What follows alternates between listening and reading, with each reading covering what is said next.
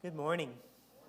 It's a great thing to be together today, and welcome to all of you who are here. Welcome also to those who are with us online today. Lifting our voices in worship, as we've just done, it's an uplifting thing for us and a beautiful thing, beautiful way for us to express our faith and devotion in God. So I'm glad that you're here today.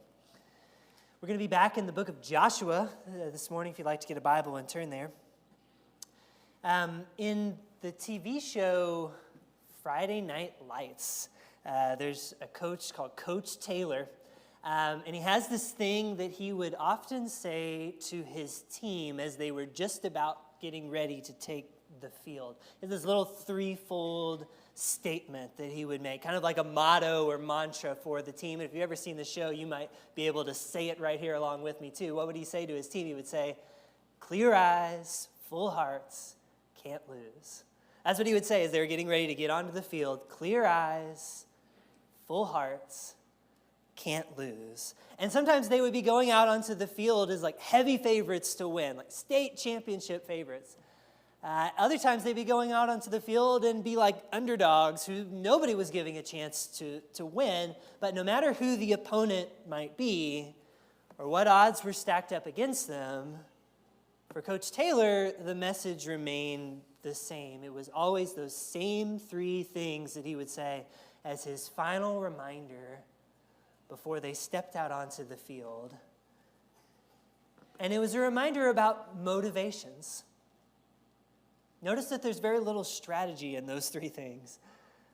And, the funny thing is, this kind of holds true with all kinds of sports movies or TV shows, and I consider myself to be a little resident expert on sports movies and TV shows, seen a few of them in my day. And the interesting thing is that in a sports show or a movie, usually the crucial thing that makes the difference is rarely a matter of talent, as if it's the skill or the ability of the players themselves that's going to make all the difference. And if you watch a good sports story, usually the crucial thing is rarely a matter of strategy either, as if just by the wisdom or the skill of the coach, they were going to win the game. In real sports, these things matter a lot. But in sports stories, those things are usually secondary. Even the final score at the end of the game is often secondary. What usually matters the most is motivation. And that's what defines success or failure in a good sports story. No matter who's holding the trophy in the end, the player with clear eyes, the team with full hearts, they have the game plan to never lose. Well, today we're getting back into Joshua. We began a short study of this book of Joshua last week, and when we started, we actually began at the very end of Joshua in Joshua chapter 24, where Joshua, Israel's leader, was given the opportunity to address the people at sort of a milestone moment in his life of leadership for them. And you remember he gave that challenge right there at the end of the book. Choose this day whom you will serve, and followed it up with, as for me and my house, we will serve the Lord. And we talked about how right now we also, as a congregation, we are kind of at a milestone moment as well. As of this month, this is our 60th anniversary as a congregation meeting here in this neighborhood. And just like Israel, we too need to be pressed to think about what we are choosing this day. We need to be pressed and challenged to think about not just where we have been or what we have done in the past, but in fact where we are now going. We need Joshua's challenge today, because just like Israel in the Promised Land, each and every one of us needs to be reminded that faith in the Lord is a this day and every day kind of thing. It's not just something we choose once in the past. And we are only as strong as each individual and each family, each household who's willing to say what Joshua said, as for me and my house, we'll serve the Lord. These are the sorts of attitudes we need for our future. Otherwise, we might regress, we might get sidetracked, we might just settle for less than what God has in store for us, and we don't want to do that. So, as we continue to look at this book, this is the kind of thing we're going to keep on talking about together. If we're going to choose this day whom we're going to serve, well, what exactly does that look like for us today? And what are some of the things, the attitudes, the mindsets that we need to have in order to truly serve the Lord? That's what this series is going to be about. And to answer that question, we need to go beyond just the last chapter of this book and look all over this book. And today, actually, we're going to go all the way back from the end where we began to the beginning, Joshua chapter 1. If you have a Bible, you can go ahead and be turning there. As you get to Joshua, imagine the kind of pep talk that a coach gives to his team right before they're about to take the field. If you can picture that in your mind, then you're ready for this chapter. Get ready to cross the Jordan River, you and all the people, is what the Lord says to Joshua. This is the second verse of the entire book. They're a team about to take the field. They are about to cross the Jordan River, which is the boundary line between them living in the wilderness where they have wandered for 40 years and them entering the land that God promised to them hundreds of years before. They're about to cross over. But before they do, God has some things that he wants to impress upon their new leader, Joshua. And it has something to do with strategy. He's going to talk about some of the people they're going to encounter when they get there and where they need to go. But that's not really the main point of the passage. The strategy is secondary here. And the talents or skills that Joshua has, they're secondary here too. This charge that God is about to give to Joshua is all about motivations. It has everything to do with the heart. So let's hear what it has to say. Joshua 1, let's read verses 1 through 9. This is the beginning of the book. After the death of Moses, the servant of the Lord said to Joshua, son of Nun, Moses' aide, Moses, my servant, is dead. Now then, you and all these people, get ready to cross the Jordan River into the land that I'm going to give to them, to the Israelites. I will give you every place where you set your foot, as I promised Moses. Your territory will extend from the desert to Lebanon, and from the great river, the Euphrates, all the Hittite country, to the Mediterranean Sea to the west. No one will be able to stand against you all the days of your life. As I was with Moses, so I will be with you. Be strong and courageous, because you will lead these people to inherit the land that I swore to their ancestors to give them.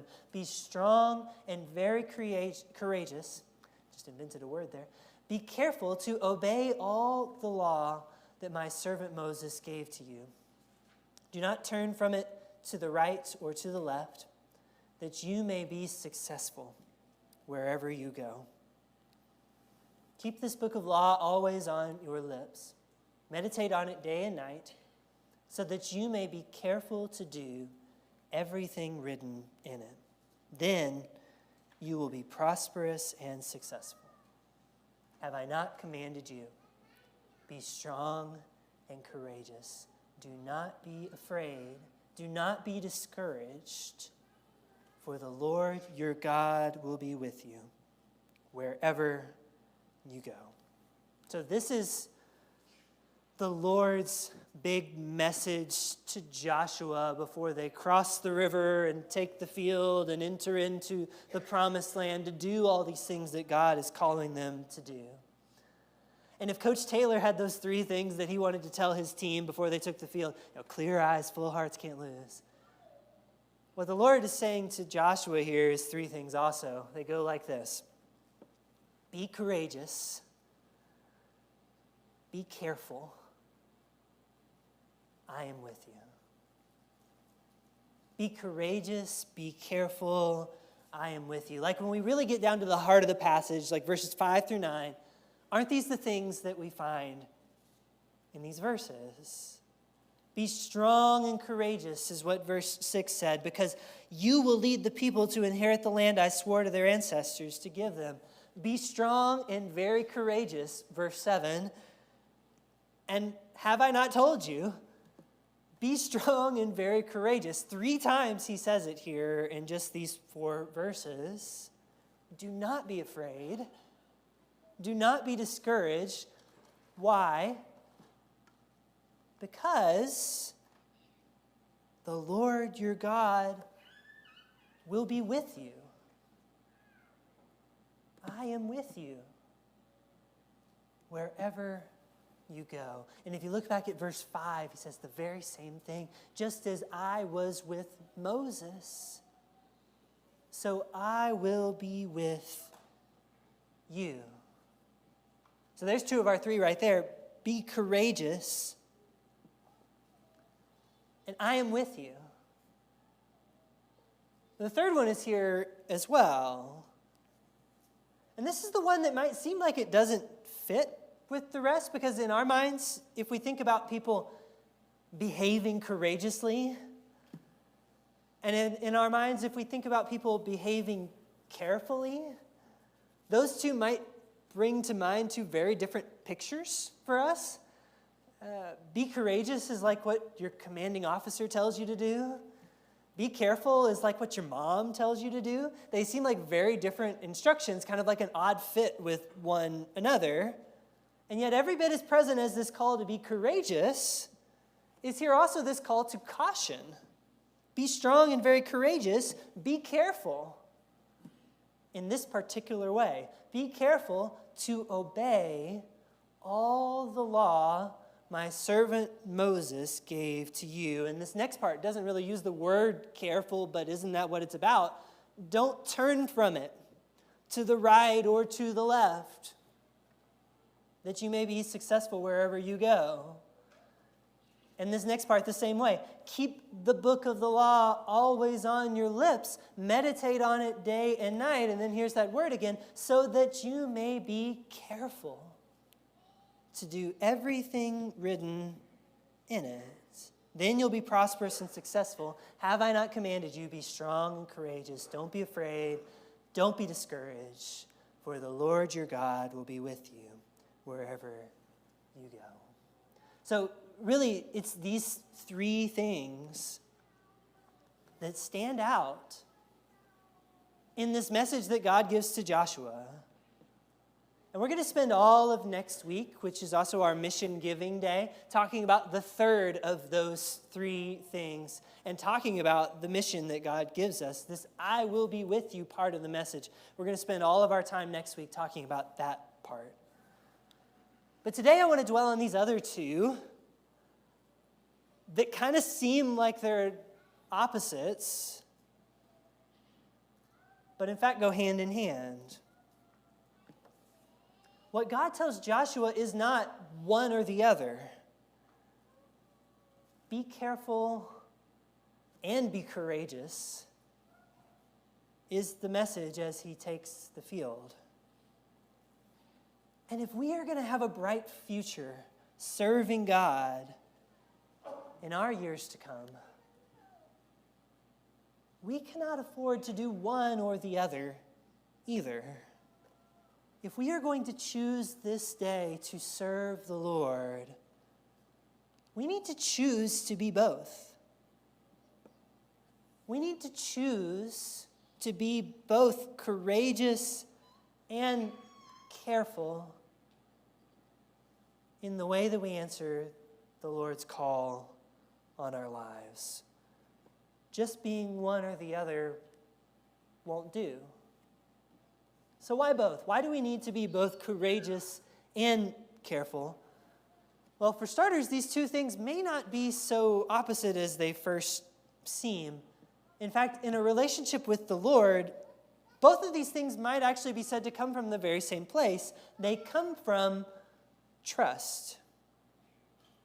To be courageous or to be careful to obey the Lord in your relationship with God, they actually say the same thing. They say, I trust you, God. I trust in you. Because trust in God is the source of courage. And trust in God is also the reason for careful obedience too. One great example of this, I think, is the battle we're going to see just a few chapters later. We could take, for example, the Battle of Jericho. It's one of those stories that many people learn as children, Vacation Bible School and things like that. Joshua chapter 6. And we'll go into more detail about this story a little later on. But right now, just think about this. If Israel did not trust in God, they would not have had the courage that they needed to go out and fight against Jericho. And we can know this because the previous generation showed us that. So before the book of Joshua, when Moses was still the leader of the people, they were wandering in the wilderness. They got to the Jordan River. They were ready to cross over the threshold into the promised land. And Moses sent out some scouts, some spies, to go look at the area and see what was up against them there. And you remember what they came back and said, at least 10 of them. They said, we're not able to go up against these people. They're stronger than we are. This is a land that devours its inhabitants. When we look at them and we look at ourselves, we feel like little grasshoppers ready to be squashed. And you know what? They probably look at us like that too. This is the report that they came back to Moses with. Why is that? Because they were thinking in terms of their own ability, their own skill to win the battle. They were putting the trust in themselves alone. And if you put all the trust in yourself alone, they were probably making a smart strategic decision, looking at what they were up against. They might have been right to be afraid if it were only a matter of themselves alone. But in the book of Joshua, the people make a very different choice. They do go courageously against Jericho. And the reason is that they're not just thinking about themselves alone. They're trusting in God.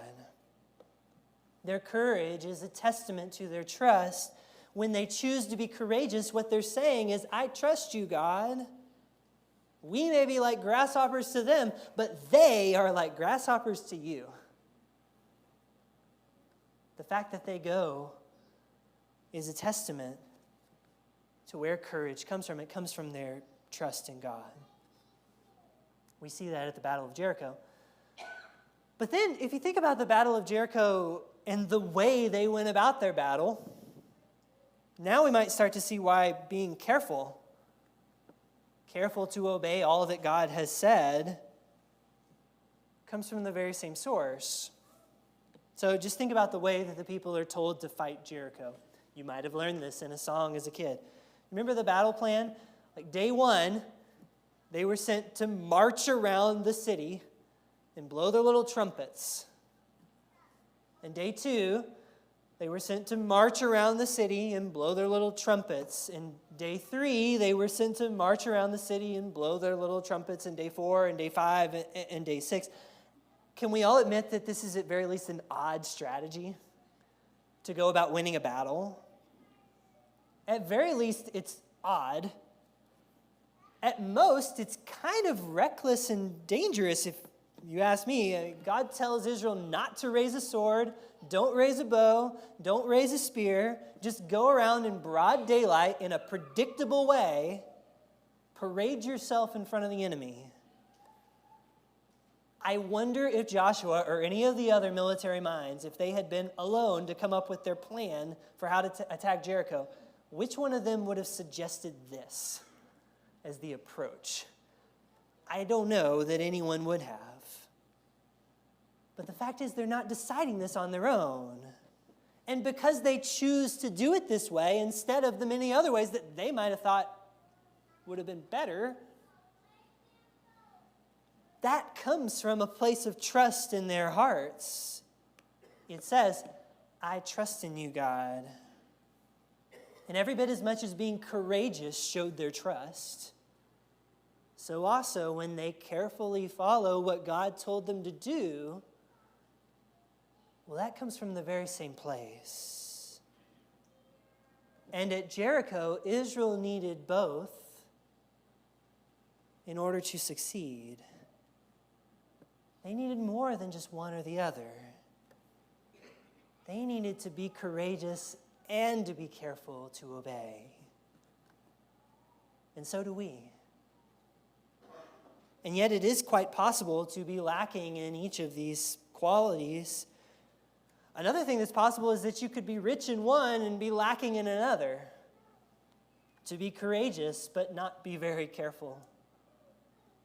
To be careful but not very courageous. It makes me wonder, what are we? If God were to give his coach's charge to us like he did to Joshua before he took the field, be courageous, be careful, I am with you. Which part of that would we most need to hear? Which part of that would you most need to hear in your life? And what happens if we're one but not the other? What would that do to our way of faithfully living? If we only answer part of that challenge, be courageous, be careful, I am with you. I think this is a really pressing question for us. And people who believe in the Lord from the days of Jesus onward, and probably earlier than that too, have had to live with the challenge of being both of these things at the same time. And some of the examples of how they do that might be instructive for us. So a few examples come to my mind, and I wonder which one of these is going to speak to us more sharply. Which one of these is going to speak to our life together? So, for example, let me give you an example of what it looks like to be courageous, but not careful. I think about Peter here. This is kind of like a thing that happens throughout Peter's life. He very often has the boldness to say and do things, but is not always so careful in the way that he carries that out. Probably the best example is who among the disciples had the boldness, the courage to step out of the boat and walk on the water when Jesus said, "Come." It was Peter. And if that's not courage, I don't know what is. That action, stepping out under the water, said, "I trust in you, God." We see it in his courage. But the rest of the story is like a ready-made metaphor. Because Peter loses his focus, doesn't he? When he sees the winds and the waves, he takes his eyes off of Jesus, just as we, and certainly I myself, might be prone to do. And without his careful attention on the face of Christ before him, his courage melts away. He begins to sink, and he needs Christ to rescue him. Because his courage was not coupled with careful attention on Jesus. Courageous, but not careful. Could that be us as well?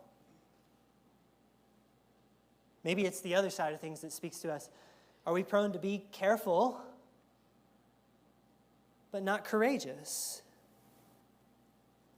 Jesus deals with people like that in his ministry nearly every day of the week, but especially on one day of the week, that day being the Sabbath day. The example of this that really gets me is Luke chapter 13. Let's just read the whole thing. When Jesus was teaching in one of the synagogues on the Sabbath, behold, there was a woman who had a disabling spirit for 18 years. She was bent over. She couldn't straighten herself. And when Jesus saw her, he called her over and said to her, "Woman, you are freed from your disability." And he laid his hands on her, and immediately she was made straight, and she glorified God. But the ruler of the synagogue indignant because Jesus had healed on the Sabbath, said to the people, "There are 6 days in which work ought to be done. Come on those days and be healed, and not on the Sabbath day." The Lord answered him, "You hypocrites! Does not each of you on the Sabbath untie his ox or his donkey from the manger and lead it away to water it? And ought not this woman, a daughter of Abraham, whom Satan bound for 18 years, be loosed from this bond on the Sabbath day?" And as he said these things, all his adversaries were put to shame, and all the people rejoiced at all the glorious things that were being done by him. And to me, this is such a really important example. The ruler of the synagogue here, I find him very personally convicting and challenging, because there he is. We call him the preacher or the church leader. He's got a platform to address the people. And Jesus is literally standing in his midst, healing the hurting, setting this daughter of Abraham free. But what is the ruler of the synagogue doing? Standing beside Jesus as he does these things and quoting Scripture, saying, there's really 6 days you ought to do this stuff. 6 days you work and labor. And look, part of me admires his attempt to be careful. He wants to obey the word. But his story is kind of tragic, because in his attempt to be careful, he didn't really have the courage to listen to the Scriptures themselves or to Jesus himself. In his attempt to be careful, he lacked the courage to open his eyes to what God was doing right there. He was very careful to make sure that everything was done like he thought that it should be, like it had always been done before. He was careful, but was he courageous? Sadly, no. It actually takes a whole lot of courage to be careful in obedience to the Scriptures. Because if we're really going to be careful in obedience to the Scriptures, that means opening our hearts to them and letting God continue to speak through them for our lives of faith. And if we're going to be the church that we ought to be, that this neighborhood and our children and our grandchildren need us to be, we can't afford to halfway answer God's call. We must learn to be both courageous and careful to obey. It's the only way to show our trust is in the Lord, who says, "I am with you." Maybe this speaks to you today. Maybe there's one or the other part of that equation that speaks to you or to us this morning. In your life, as you think about yourself, you might be thinking that maybe I have great courage, but I'm not truly stopping to pay attention. Be careful that I'm following what God said to do. Maybe for others of us, we feel like we're being very careful to do what God said to do, but have we really had the courage to open our hearts and keep on listening to the way he wants to push us and shape us until we look more like Christ than we do today?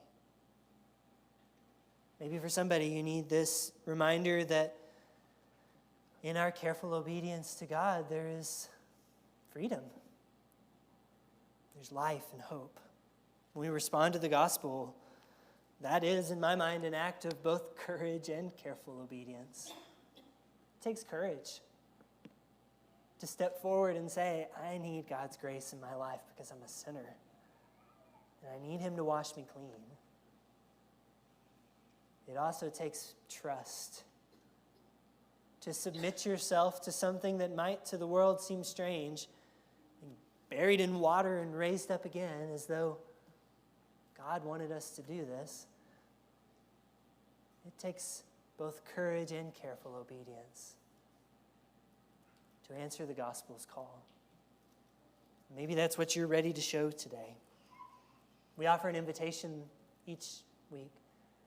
And today I would invite you to consider how these words speak to your life and what you need to do in your life while we stand and while we sing.